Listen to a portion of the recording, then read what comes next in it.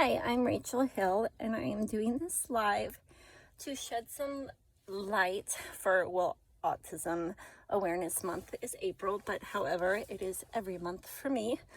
My oldest son is Leonidas, and which his name means lion, like warrior, which our little children are warriors every day, the things they overcome and have to go through. But anyways, I wanted to shed some light on my perspective. Well, he was diagnosed when he was about 3.5.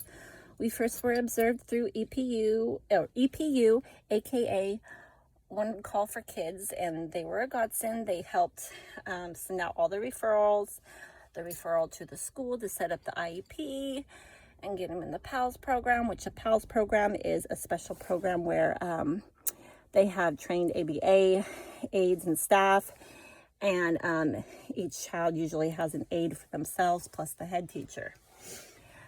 And then what else? Okay, so got involved in that, and then CBRC a few months down the road from there, did the final evaluation by a psychologist, and in that shared that my child had autism.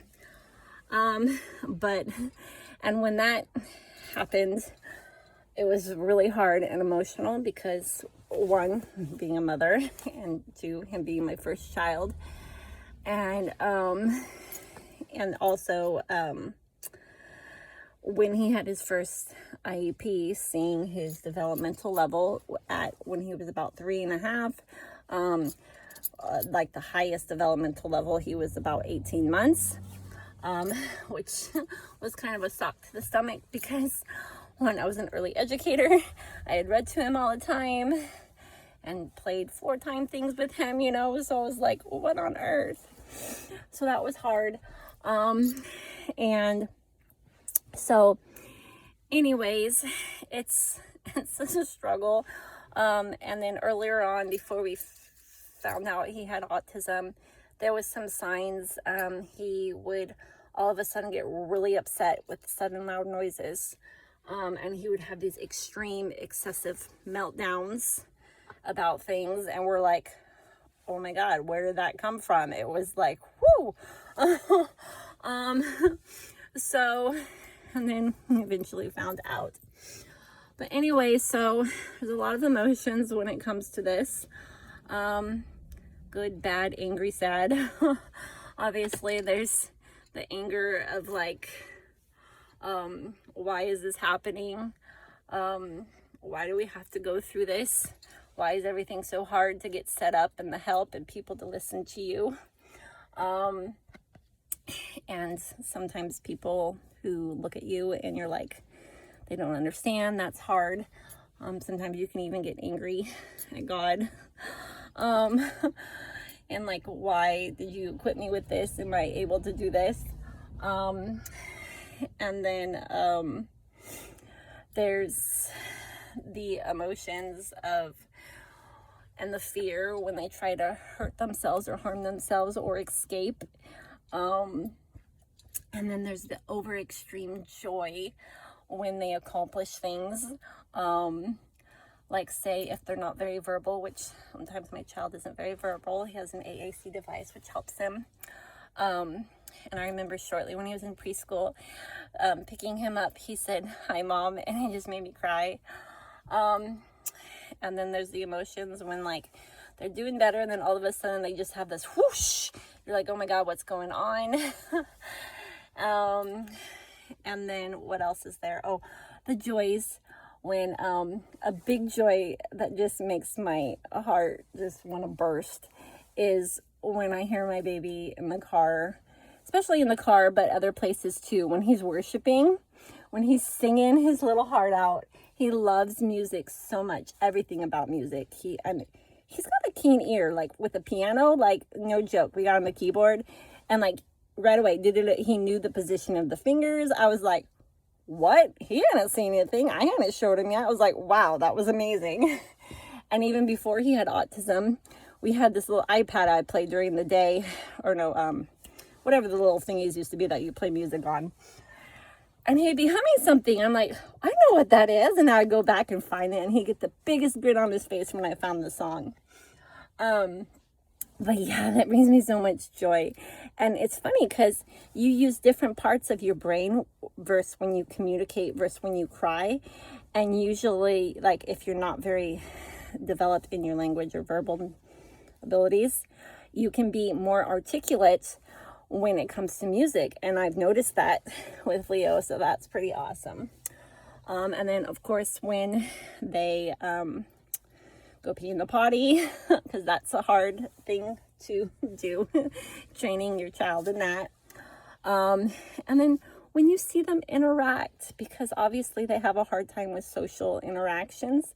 And then when I see him and his brother help each other in certain ways, or face fears, or try new things, it's like, oh, brings such a joy to my heart, like seeing them take turns pulling each other in the wagon in the backyard. And then there's the hardships of trying to get assistance, like OT, ABA, doctors to take you seriously.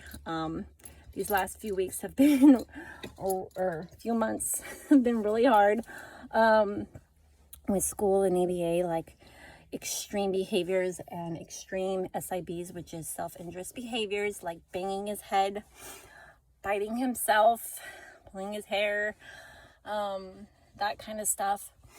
And to the point where he gets removed from situations, like they try, like on the playground, which is the time where they interact with the gen ed kids, but he tries to jump off the playing apparatus or run after a gardener and barely gets stopped from touching the weed whacker and getting his hands chopped off, or climbing the fence, or trying to escape our backyard, which he did, or trying to get him to cross the street. He's throwing himself across the street. Thank God for whoever blessed me with this special needs wheelchair.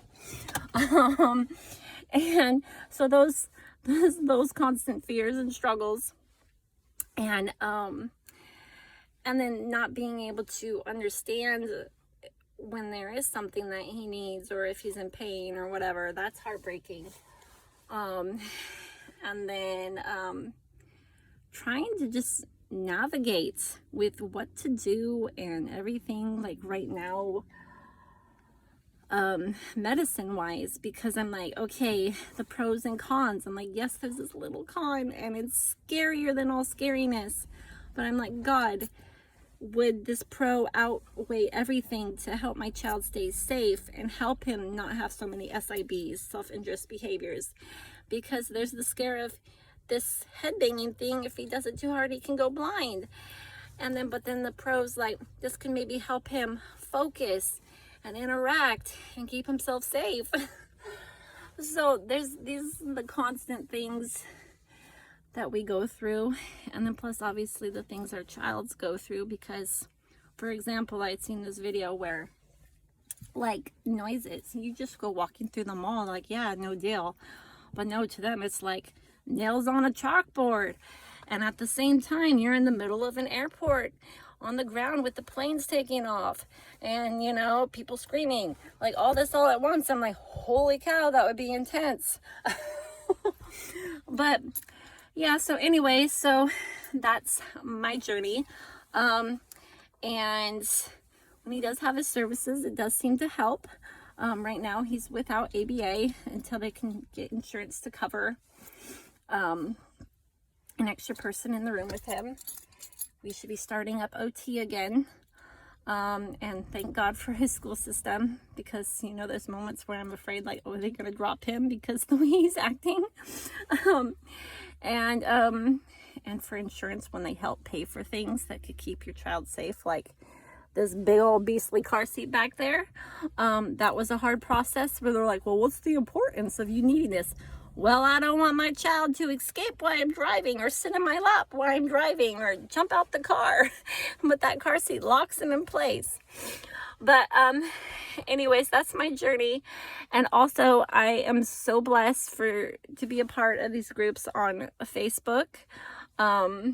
There's the Central Valley Autism Network, which I fell into shortly after Leah was diagnosed. They helped me process my emotions and where to go and resources. And then Ivan and Friends, which is founded by Nydia. And she's also started the Possibility Center, which is amazing because they raise money to put on these amazing events for our families. Because that was a struggle, because I'm really family and socially oriented, and it just broke my heart because it's really hard to do that now with a child on the autistic spectrum.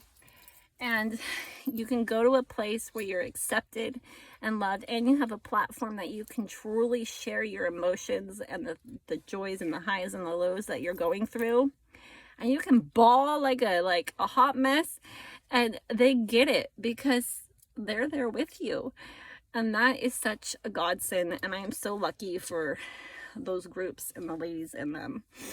And of course, obviously, God, my faith. Without those things, it would be even more extremely harder. It's hard enough getting day by day. But that is my story, and that is my autism share and my awareness. I hope you enjoy it, and God bless. Bye.